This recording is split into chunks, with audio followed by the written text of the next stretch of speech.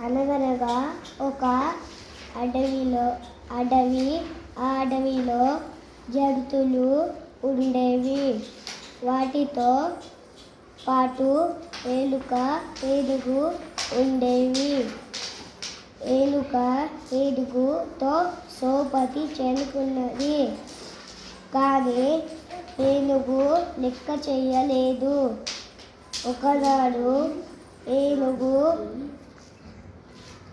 వేటగాడి వలలో చిక్కుకున్నది.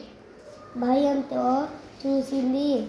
అంతలో అటువైపు ఏలుక వచ్చింది. వలలో చిక్కున ఏనుగును చూసింది.